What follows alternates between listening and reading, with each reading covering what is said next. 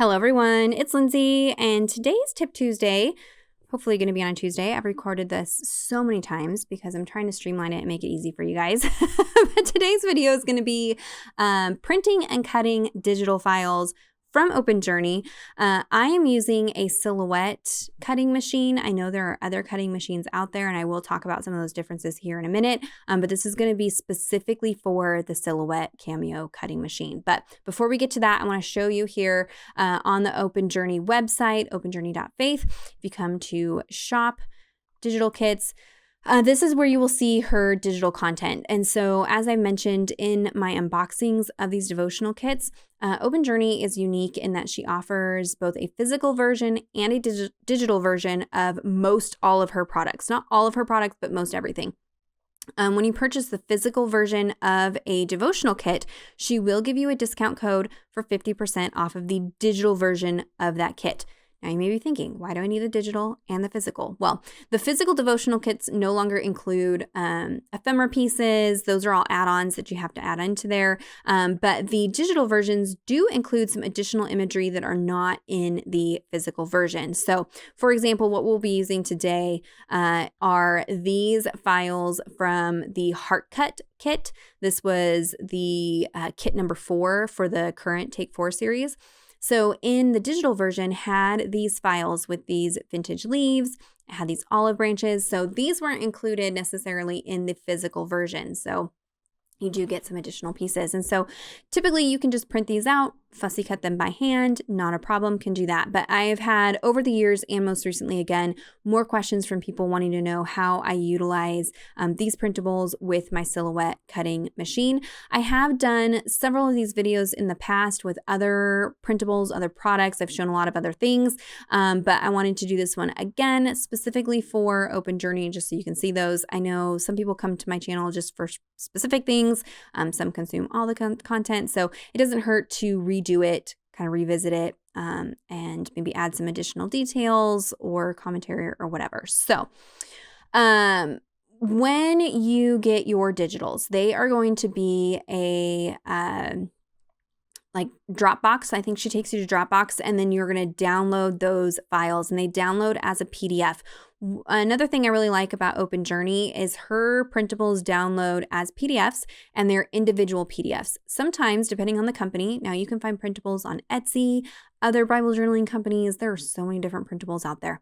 Everybody does them different, and those are based on the creator. So sometimes you'll download a file, and it'll be, when you open the file, it's like all the pages in one file, and then you have to like separate them out. It's kind of convoluted. It's like a whole extra series of steps. We can maybe address that in a future video, but OpenJourney makes it so easy for you. I love it. So each page is an individual page. So you'll see here I have, this page over here of the leaves, this page of the branches. They're individual PDF files. Now, I'm using Silhouette. I'm using the Silhouette Studio. I do have the paid for version, and I'll explain what the difference is here in a second. I know there are other machines out there like the Cricut, Brother Scan and Cut. I have never used any of those machines. However, I did go ahead and download the Cricut Design Space earlier this afternoon, just to kind of play around in it, to maybe confirm for myself the thoughts that I had, and it did confirm the thoughts that I had. And so let me just say, I am partial to the Silhouette. You may do your own research and decide that the Cricut is better for you. That's okay. It's okay. But it's definitely like Apple versus PC. There are camps. You're dedicated to your camp. The similar thing happens with Silhouette and Cricut. So if you have a Cricut, I am not going to be showing you how to do that with the Cricut. You'll need to find another tutorial video. I'm going to be showing you specifically with the Silhouette. And let me explain why I went with the Silhouette in case you're trying to decide what you want to get if you're going to be investing in one of these machines. First off, let me say, these machines are definitely an investment, and they are a cutting machine, so you can print out these files and then cut them with this cutter. The cutter, whether it's the Silhouette, Cricut, whatever it is not also a printer. So you do have to have a printer in addition to the cut machine. It does not print and cut, even though there's print and cut features. It just means you're printing on your printer, cutting with a machine. So that's number one. It is an investment.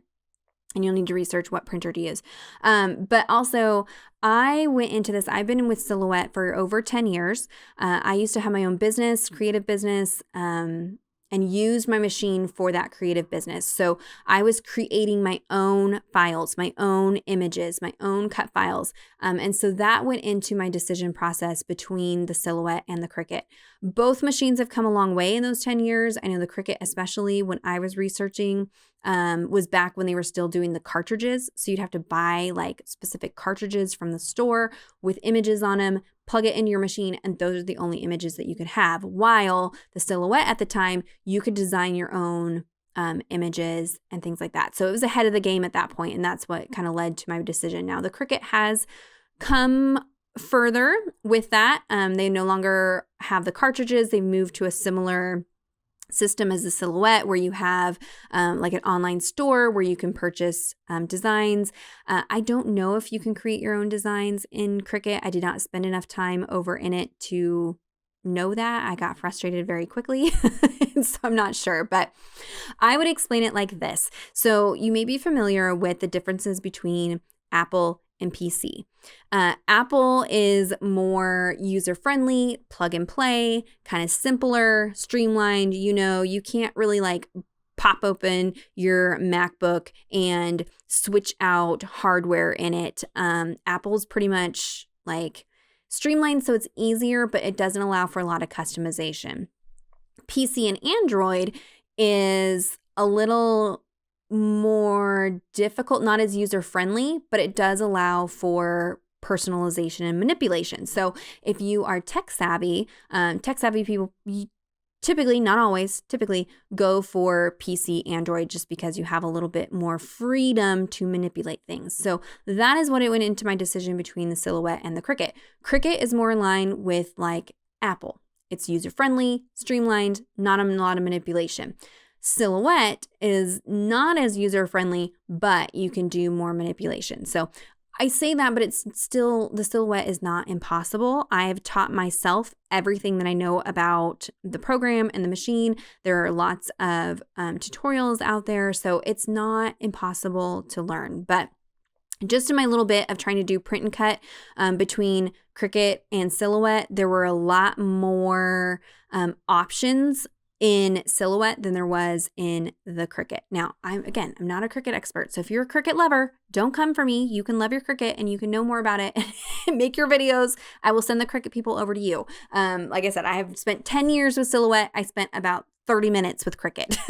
So I don't know all there is to know, but I just knew kind of the routine that I do in the Silhouette was clunky and didn't like it in the Cricut. So you decide. You do you. I would say both the Cricut Design Space program and the Silhouette Studio program that I'm in here, those are free programs that you can download. You do not have to have the cut machine to download those programs. Download both of them. Play around as if you were going to be creating, something that you wanted to cut out or, whatever. Just get used to the programs, and that might help you decide which machine that you want to invest in before you invest in it. That's something that I wish I would have done. So even if you don't have a cut machine, you can download this program, and I use this program for all kinds of things, manipulating printable files before I print them out, and then hand cut them. You can still use the store function and purchase images. You just won't be able to cut them out, but you can still print them out and hand cut them. So, follow along with me. Even if you don't have a cutting machine, you can download this and utilize it. One other side note, with the free version, you cannot just drag a PDF file into these free versions, whether that's Cricut or Silhouette. So I am using the Silhouette Studio Designer Edition. That is a paid for edition. It's not a subscription, so it's just a one-time fee that you pay to upgrade. I like some of the other features that come with the Designer Edition, is why I invested in it, again, years ago when I had my business, but not needed. So I have the files in here, but let me show you, again, the difference between Mac. So I have swapped over in the last year or so to Mac and Apple. I was a PC Android girl for years and years and years, so I have used both, but I'm now on a Mac. I will say the Mac is easier for a lot of things. Now that I've gotten used to it, it's good. So you're going to want to change your PDFs into JPEGs for either the Cricut or the Studio if you're using the free version. So when you download these from OpenJourney, they come as PDFs. For Mac, you can just right click on that PDF, open it with your preview program. This is your program where you can like preview photos and things like that. And then if you come up to File, Export, and we're going to switch this format to JPEG. And I'm going to export this to wherever, to my desktop, as a JPEG. So very, very simple with Mac. So there's my JPEG. Here's my PDF. With PC, I don't remember entirely the steps, but you may need to open it in a different program. So like a photo program, or, Adobe Acrobat if you have it. Or there are also online websites that are PDF to JPEG converters. So you upload the PDF to the website and then you can download a JPEG from the website. So you just need to do your own research, figure out how to switch it into JPEG format, because it does need to be JPEG for the free version. Now with the designer edition, you can just bring in the PDF. You don't have to manipulate it. So there are a couple things that change whether you're using a JPEG or a PDF. So let's say I'm opened up my studio. I'm here on a blank page. We're going to start working. So File, Open, and I want to bring in one of those files. So here I have my PDFs. Here I have my JPEG. So I'm going to show you JPEG first because that is the free version. So if I just click this, opens up. Wham bam, it's there. Don't have to do anything.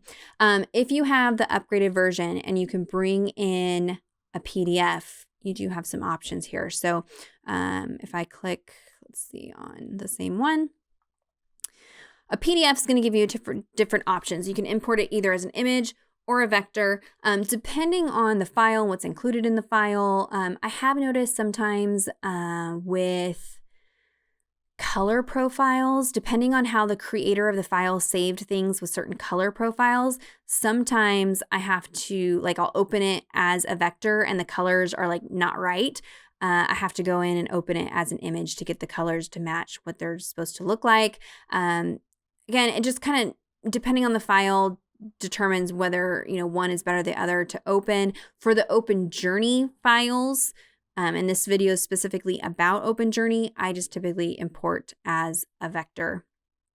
And so you'll see here, this is the JPEG, this is the vector. You can see there's a little bit of a color difference, color shift between the two. Let's see if that's true if I open it as an image. We're going to learn things right here on the fly. Image.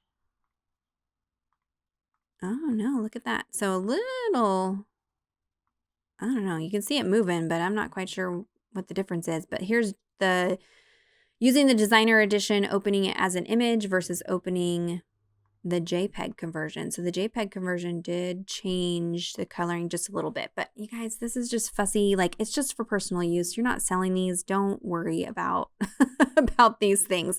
And that is one thing I want to mention about both the Silhouette and the Cricut. These are craft machines, so they are not going to compare to your die cuts that you buy from the store that are professionally cut. They are going to be rough. They're going to be imperfect. That is just the nature of these machines, even though they cost hundreds of dollars, which blows my mind. They are still craft quality. So sometimes they work, sometimes they don't. The quality isn't all that great. These machines are fussy.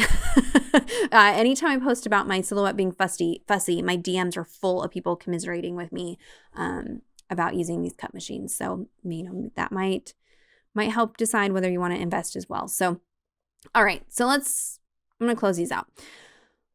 Let's see, we've got it to open here, and then I'm going to take away, oops.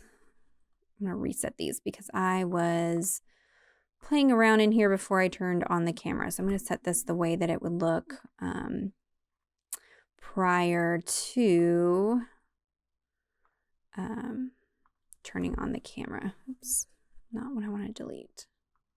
Like I said, I have filmed this no short of 1,000,000 times. So I'm going to do it this way. It's not going to be perfect, but I got to get it done. So, okay, let's say both of these are just opened up into our file. You know what? Let's scrap this. Let's start over. because I'm seeing some other things I want to show you. Okay, so we're gonna not open recent. Man, you guys, the first 5 times I did this, it was pretty good, but now that we're on like the 20th, not so good. All right, I'm going to work with this one. I'm going to bring it in as a PDF because I have that ability. Again, you would need to switch it to a JPEG and just bring it in as a JPEG. Either way, it's going to open up like this on the page. So here is our printable. This is our page. This is what would happen if you print it out. It would look like this. If we put this into our Silhouette machine, it doesn't know what to do. It cannot read that there is imagery on this page. And so we have to tell it where to cut. So we have to put some information onto this page to tell the machine how to cut. Same thing with the Cricut. You have to put information on it to tell it how to cut. So that's the same for both of them. And so first what we're going to do is we need to get the program to recognize that there's imagery on this page. So I am going to come over to the trace panel. That's this little like butterfly silhouette with all these lines around it. We're going to go to select trace area. So we need to select exactly where we want the computer to look. So if you only wanted to cut out one thing, you would tell it just to look right here. Maybe you want these two, tell it to look right there. I want it to look at everything. We want to cut out everything. So now that I've selected it, you can see it's starting to show this little yellow imagery. So the program on its own is starting to identify that there's something on this page, and that is the yellow. It's telling you, this is what I see. So if I just print and cut this, it's only going to cut out the yellow. Well, obviously we can see there's more on this page. So we need to help the program a little bit. Tell it there's some more information on here. And so you can come down. We're going to do a solid fill. What that's going to do is this is just how you see it. I like the solid fill because it's easier to see. I'll just say that. You can play around with all of these settings, figure out what works best for you. Each file is going to be a little bit different. So even if I get done with this and you see what all my numbers and my settings are, you can't just copy and paste those into every single print and cut file from here on out and it's going to work. That's just not how this is. So solid fill. And then we're going to come down to the threshold. Threshold is how we tell it what else information is on there. So we're going to bump up this threshold. What it's doing is it's looking at the contrast between the background and this imagery. And so if this was a black and white image, you probably wouldn't need to adjust this too much. It would be very obvious to the program the difference between the black and the white. But because this is a lighter image, there isn't a lot of contrast between these light browns and creams and the white of the background. So we need to help it, tell it to see those lighter colors. So as we increase the threshold, you'll see it's reading more and more and more. So the yellow is what it sees. You don't want to just go all the way to 100 automatically. What you'll see here is the edges are getting very jagged. So now it's seeing too much. So we need to walk that back. So you can't just go to 100 and assume that that's going to work. For this particular one, I found that 98 is best. There's still a little bit in here it's not reading, but that's okay. I'm not worried about that. I just want to see that the general outline shapes of those images are seen by the program. And here's, if I outline, you'll see the difference. So here's where I'm seeing the outline. So maybe you like that vision better. I don't. I like the solid fill. I like to be able to see it like this. Now, all of these other settings here are just going to change how much it sees and how much it doesn't see. This is one thing that I noticed about the Cricut space. Now, I don't know if the paid for versions of Cricut have more information, but from the basic, what I looked at didn't have all of this controllability in the free program. And it was kind of just like, you click on the white goes away, there you go. So it was easier. And it did work for this particular file in the easy way, but there have been some files that I have used in the past that are very tricky to put cut lines on, and I think it would have been really fussy in the Cricut design space. This gives you a lot more control. Like I said, you have a lot more manipulation in the Silhouette Studio. So, you can play around with these. I don't need to play around with these for this particular file because the paper is white. It can read that these are shapes on the white, but sometimes if you have like a polar bear image on the white background, it can be a little tricky to tell it where to look. So you may need to adjust these. So we're going to skip all this. We're going to come down here to these 3 options. So these are the 3 different ways that you can trace this file. And so the tracing, what it means is it's going to put a cut line around these images. This top one here, Trace, puts a cut line around every edge. The easiest way to explain this is if you had a donut and you traced the donut, it is going to put a cut line both on the outside of the donut and the inside hole of the donut. So it will cut out the hole of the donut. That's this one here. Trace outer edge would only cut out around the outside edge of the donut. It would not cut out the hole in the center of the donut if you had a donut image. The white that's inside the hole of the donut hole of the image would not cut out. It's only going to cut out the outside edge. Trace and detach is not going to give you cut lines. It is going to actually cut out these images from the white background and let them be their own little free roaming images. This is not useful so much for what we're doing today, but if you're going to create your own page, let's say that you only wanted, 3 of the leaves and you didn't want everything else on here, but you didn't want to waste the page, right? So we want to add in some other imagery. It can be helpful to use the trace and detach. So you can trace and detach these and then manipulate, move them around, size them up, size them down, bring in more images and create your own page of printables.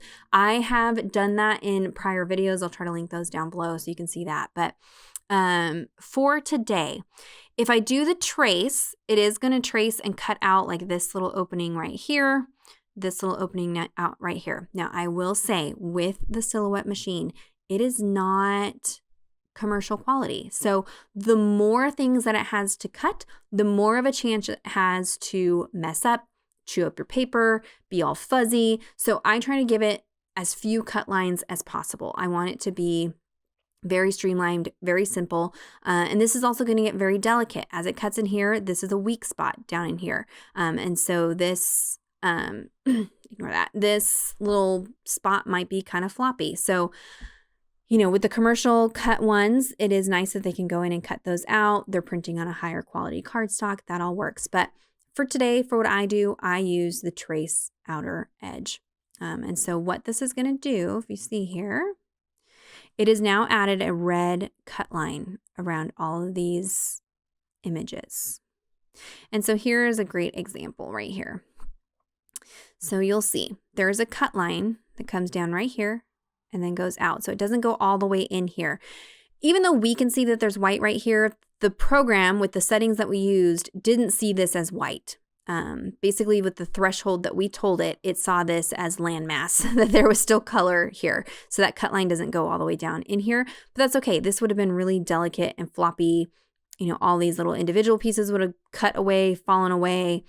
I think there's another, in here. So it's not cutting out these little white details right here. It's not cutting down in here. That's okay. I want it to be a little more stable. If you wanted all that cut out, you would just need to adjust your threshold settings and be realistic. It's not ever going to be perfect. We just have to accept that. Another thing to keep in mind is your cardstock. So you want to use the heaviest cardstock you possibly can. That's going to give you the best cut results, but that is dependent on your printer. So I'm going to link down below the cardstock that I use and the printer that I use. However, in between 2020 and 2022, there were supply chain issues and I was not able to get this cardstock.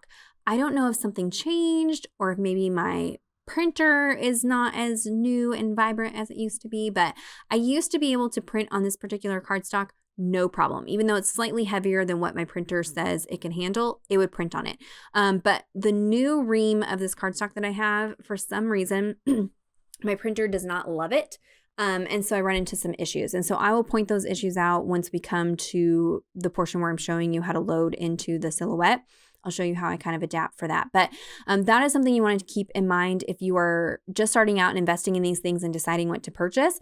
You want to find a printer that's going to handle the heaviest cardstock possible, but just know that that is going to increase in the price of the printer also. So if you're just going budget $50 printer, you're probably not going to be able to print on nice quality cardstock. It's not going to be a nice quality print. So all the dollars add up. If this is sounding way above your head, just head on over to Open Journey, purchase the die cuts. They're an add-on item. They're already printed and cutted for you, mail them to you, and it's done. You don't have to fuss with all of this. But you just have to decide what works for you. So I will list what I have down below. But the heavier the cardstock, the better the cut is going to be. And delicate things like this are going to hold up a little bit better.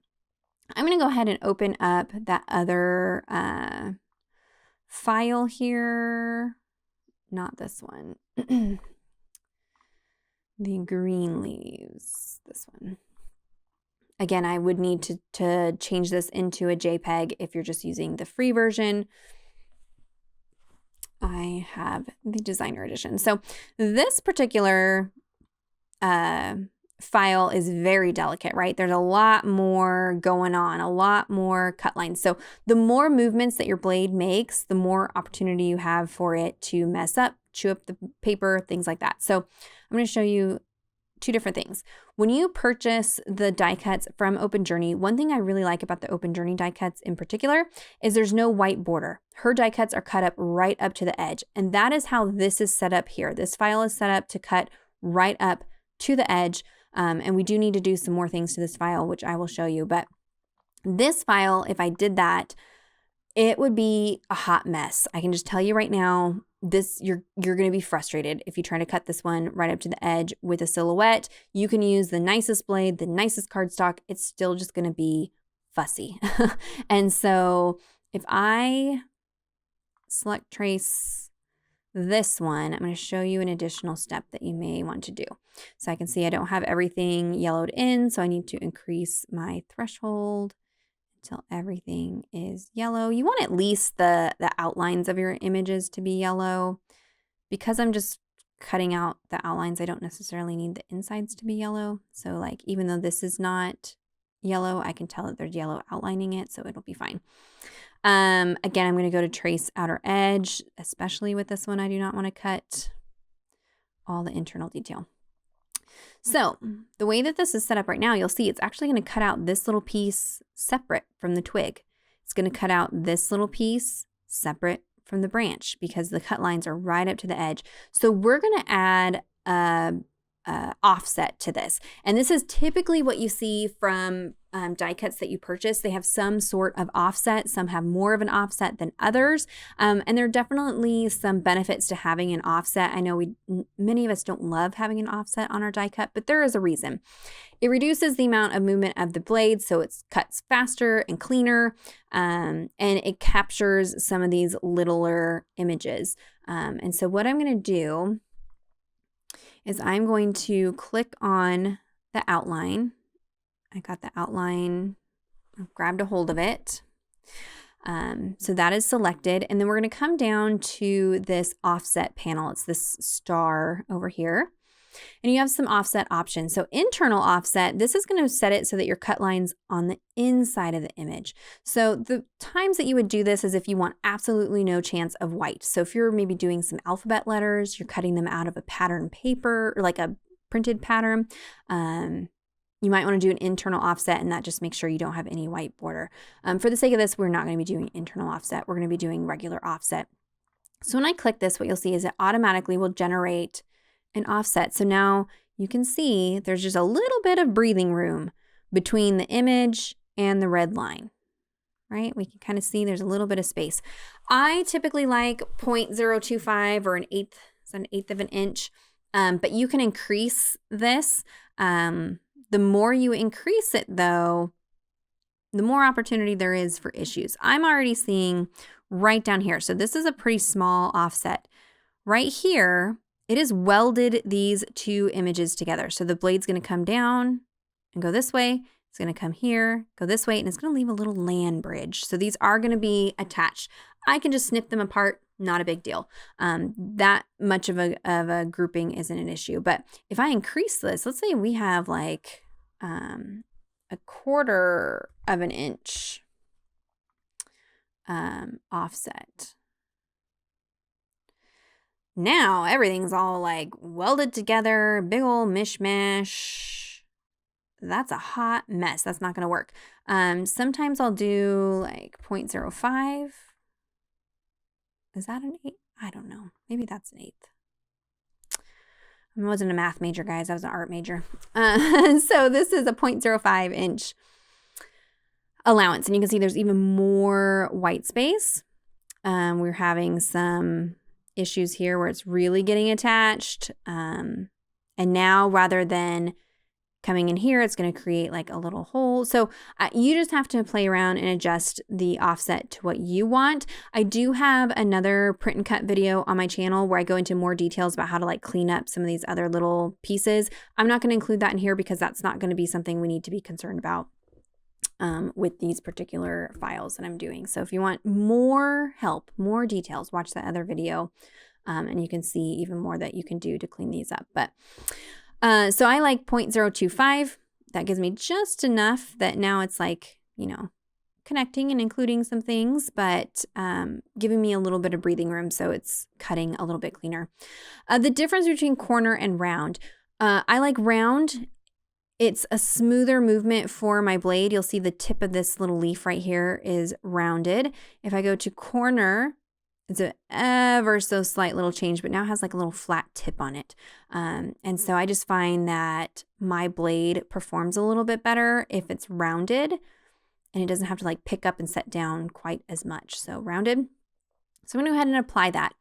And then you'll see all of these little bounding boxes. That means that each one of these are their own little cuts. You want to be really careful that you don't move anything around at this point. I'm going to go zoom in so you can see what happened here. So when we initially did this one, we have a cut line, right? And then we came over to this one, we had a cut line. You can see it right here. And then we did an offset. It did not get rid of that initial cut line. So if I was to go ahead and proceed and print and cut this, it's going to cut it twice. We do not want to do that. So if you are going to add an offset, you have to make sure that you go in and delete. So I'm clicking on the red line, not on the image itself. I'm clicking on the red line, hitting delete, and it deleted that extra cut line. If you accidentally click on your image, so I went ahead and reversed, I've got my extra cut line there now. If I accidentally click on my image and hit delete, went away. Don't worry. Command Z or Control Z will bring it back. And we just want to make sure that we're clicking on the red line, delete. So now when I zoom in, you can see I only have the one cut line with a border, and I will show you what that looks like when we come to my desk. I'll show you the difference. But so that is if you want an offset, you want to use that offset panel. You're going to click on the cut lines, go to offset, set your offset, apply. But for the sake of this, we're not going to do an offset. We're going to do this one just how it is. We're going to cut up right to the edge and see how our machine does. But we are not done yet. We cannot just print this and cut this. We still need to do some markings on the page for our machine to know what it's doing. So I want to come on over to the page setup. That's this top icon here. And we need to add some registration marks to the page. So that's this icon here is registration marks. We need to turn those on. So now it's giving weirdness down at the bottom here. This is just the nature of these programs sometimes. Let's see if we can fix that. Okay, let's try this again. So I have my file. I've already traced it, put my cut lines. We're going to come up to page setup and we're going to add some registration marks. There we go. So this is going to add some marks for the machine to read, because the machine needs to, this is all very precise to be able to print this on your printer, put it in a separate machine, have the machine know how to cut it exactly out so that you get these perfect cuts. We need to give it plenty of information to utilize. So this has added some marks that we need to pay attention to. So when it's off, we just have, kind of the edge of the paper to worry about, make sure everything fits in there. But when we turn on these, we need to make some adjustments. So this grid, you want to kind of avoid having any imagery in this grid. This is kind of the gray area. You have a little bit of a wiggle room. You can add a little bit in here, and sometimes it'll be safe and sometimes not. It's the nature of print and cut. Sometimes it plays nice, sometimes it doesn't. So best to err on the side of caution and avoid having anything in this grid. This grid will not print on your page, so don't worry. You just want to, it's giving you some guidelines. These red lines, this red box, you'll notice the red box was way out here. is now in here.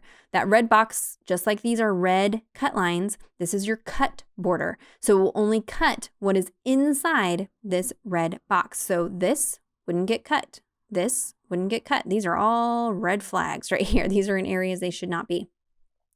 These black marks are what the machine reads. So it's going to use a laser and it's going to identify the contrast between this black mark and the white background. And that's how it's going to align itself and tell the machine how to set itself up so that it knows where to cut. So these black marks do get printed on your page and it plays off contrast. So just keep that in mind. We're just printing on white cardstock today. So very, very simple, but you can do all kinds of fun techniques with printables. This is kind of one of the nice things about doing printables, lots of customization. So, maybe I have a different file where they're not already aged and I want aged printables. So I can take a printable file and I can print it on coffee dyed paper, inked up paper, pattern paper. You can use whatever paper your printer will take, you can print on. But keep in mind, if you're printing on a dark, busy patterned paper, that pattern is going to interfere with the machine's ability to differentiate this black square from whatever is around it. It's much easier when it's just white and black, right? So, but for the sake of the video, we're just printing on white. So we can make a few adjustments. You can bump the registration marks out a little bit with this inset position. So I do like to go out to like 0.394. You don't want to go all the way out. Again, it starts to get kind of fussy. I've had my older machine, I couldn't adjust this at all. It did not like to be pushed out. It had to be all the way in. So you can adjust that. You can adjust the thickness of these lines. I would advise you not to. Because again, it just is more opportunity for the machine to fail. And what happens is if you printed this and it's not able to read these registration marks, now you need to hand cut these out. It will never be able to read it. And so now you've wasted paper, wasted ink, all those things. So you can bump it out to 0.394, but we still have some items that are outside of our boundary line. So we are going to need to shrink this a little bit. So that is another downside to printing and cutting at home versus purchasing the die cuts. You do have to shrink the file just a little bit for it to be able to be printed. So I'm going to click off. I'm going to hold down and highlight everything. So I'm highlighting the image and the cut line because I want to change things together. At this point, we can group things because right now, it's separated. So here is my cut lines, here's my page. And so if you're worried about those things getting separated, you can go ahead and select everything. So hold down and select everything. And then you can either right click and hit group or Control G, Command G will group things together. Now we've got it all grouped together, cut lines and the image behind it. So we need to shrink these so that they can fit within our boundaries. This little tail down here, you need to be mindful of. And you may find that it's better to like turn your page upside down. Maybe it'll fit better that way. Maybe it'll, you can flip it and do all kinds of different things, but I'm just going to shrink it down. So now I'm on the inside of my cut border, I'm just inside this grid. What these grids are, is like if I have this right here, there is a chance that the laser on my machine may get confused trying to see the difference between this black square and this that's getting too close to it. So you may have a registration fail. Same thing right here. This is why this is kind of gray area. If this was a black leaf, next to this black line is too close, your machine's going to throw a fit. It's not going to read it. With something lighter like this, it might be okay. But just err on the side of the caution. You want to just have everything inside of there. So now we are ready to print. We've got everything all set up. So we can go up to File, Print. And this is going to show you what's going to print. So your page is going to come out with your leaves. It does not print the cut lines. And it's going to print these registration marks. Now, everybody's print box is going to be different depending on your printer, depending on PC, Mac, whatever. Everybody's going to be different. But depending on what box pops up, I would suggest changing your quality of print to best. That's going to give you the best quality print. I changed to brochure matte paper because I'm using cardstock. You may have other options on here. I do find it helpful to switch this from just a regular plain paper to a heavier paper. Even if I'm not, I'm not using brochure matte paper, I'm using cardstock. It's still a heavy paper, so my machine's reading it as a heavy paper. This is all applying to my printer. So changing the quality to best, paper type to a heavier paper, and then I can go ahead and print this, and then I'll meet you over at my Silhouette cutting machine. Okay, so we're over to where I have my Silhouette set up. I'm not going to go into details about like how to plug it into your computer and all of that. That's basic. I'm hoping you're already at that knowledge, or there's other videos to show you kind of that stage. So I have printed my leaves, and you can see here they're printed. I've got my registration marks, and this is on the cardstock I will have linked down below. Now, my printer made me a big fat liar that I had the camera on. One issue that I was having with this paper is sometimes my printer struggles to pick up this cardstock. So then what happens is it'll print, but a little bit higher up on the page, and then I have some registration failures. So let me grab my little cast off from earlier. Okay, so here's some that I already cut out earlier, and you can see here my registration marks are really close to the top of the cardstock, right? In comparison to this page, see how the square is up higher, and that's going to create issues with my machine. So if you're having a similar issue with your printer, I have a little hack for you. So I printed off on just regular paper. This is a different file, but I have my registration marks set at the same. It's at that 0.394 setting for the registration marks. And I know my printer prints on regular paper just fine. So I went ahead and printed it on regular paper. And so now what I can do is when I go to line this up, and I kind of have like a funny setup here, I can lay the copy paper one underneath my sticky mat, as if I was going to have it on the sticky mat, like this. So I can see where that black mark would be hitting. It's like right in the center of this 1x1 square. And so then when I go to lay down my page that I'm going to cut, I could make sure that that was lined up. So like, for instance, this piece where it had oopsed and got too close to the top, I figured out I needed to adhere my page down about 1/4 of an inch on my mat. And I'll show you what that looks like here. So see how I'm a little bit lower than the line. Typically you adhere your page right up in the corner. But again, because my registration mark was a little bit too high on my paper, I needed to adjust and put my paper down so that that registration mark would be right in the center of the 1x1. That is because on our computer, on the file, that registration mark on the file is right in the center of the 1x1 square. So if I had my registration mark up here, even though my machine is going to read those registration marks, it's not going to line up with the data that's coming from the computer file. That might be all super complicated, but I wanted to mention that in case you're having a similar problem with your printer that's maybe printing your registration marks off. But then here I use the same printer, same cardstock, and it played just fine. So I don't know.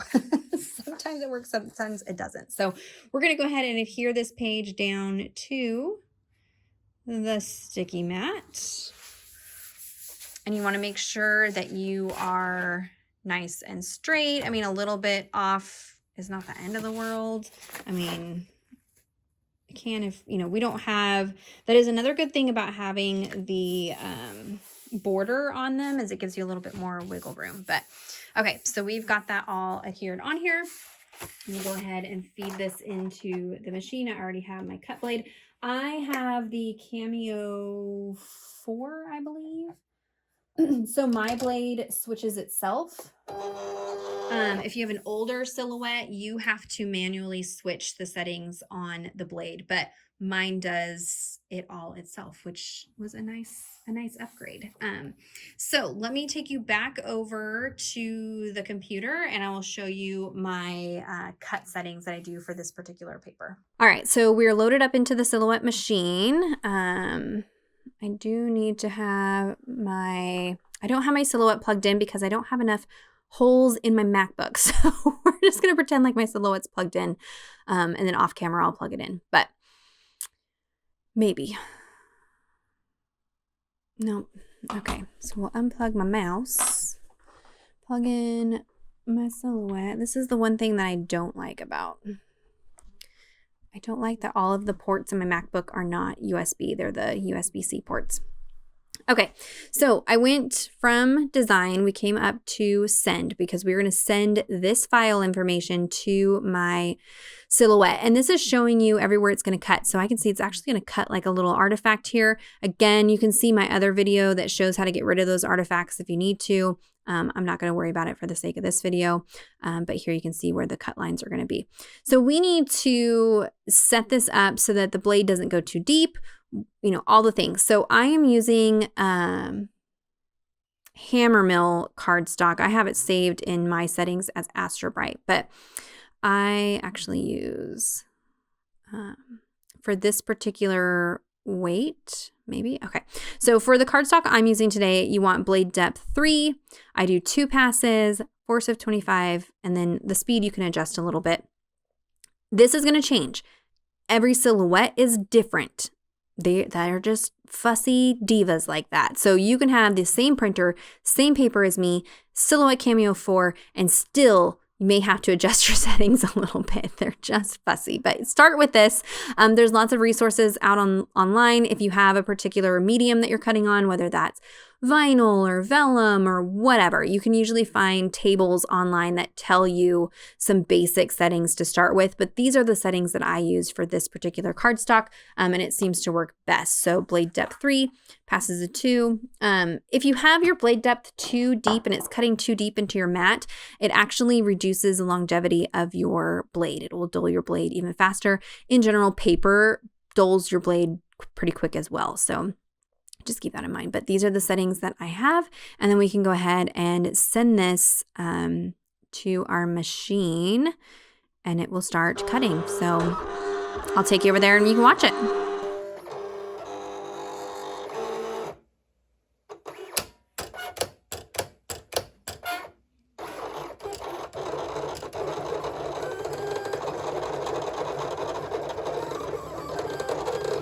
All right, so all done printing, cutting, pulled it off the mat, and let me show you what we're working with.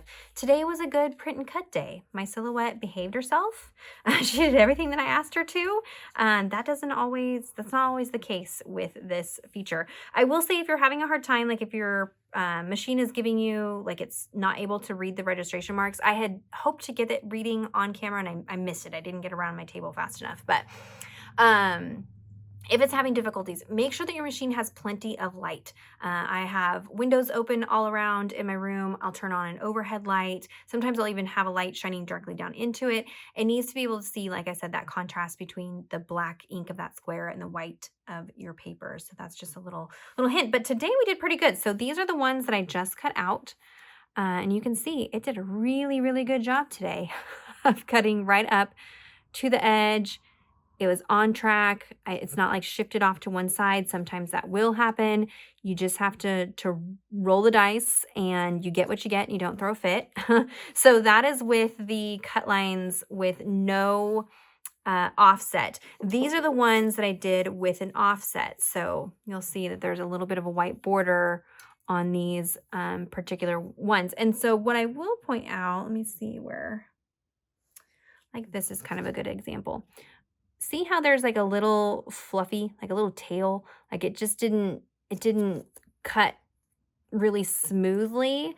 That's because this is a really fine detail at the end of that stem. And so that is just something to keep in mind. You get less of that kind of splaying and fluffiness and weirdness if you put border. So these cut really, really nicely. It does make them a little like more substantial in some of these thinner areas, so they're not as delicate. Like this piece here is very delicate. You can see like I am risking things like tearing. It does, I mean, it's not impossible, but you know, just some things to keep in mind when you're trying to decide whether you want to do an offset or not. There was something else I was going to mention.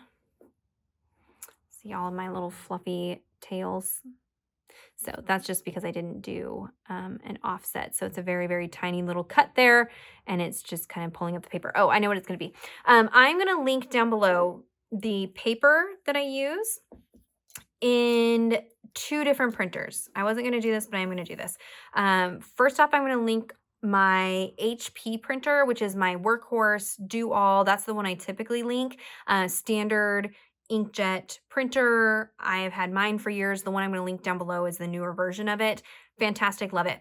I'm also going to link my Epson printer, which is my fancy large format. Like, it's an investment. I bought that one specifically so I can for my art, so that I can print art prints. But that is a large format, and it does take the heavier cardstock. The ink is more expensive. It's a more expensive a machine, but if budget is like, you know, you have more wiggle room in your budget, you can print on heavier cardstock. You get a better color outcome. You can even print 12 by 12, 11 by 14.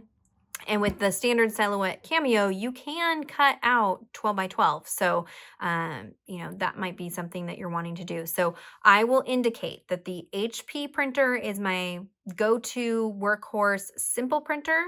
My Epson is the fancy, can take a heavier cardstock printer. So just know that when you look down below. I use the HP for these today, and it did okay with my paper. I think I have the difference between I'm going to look at them so I don't get this wrong.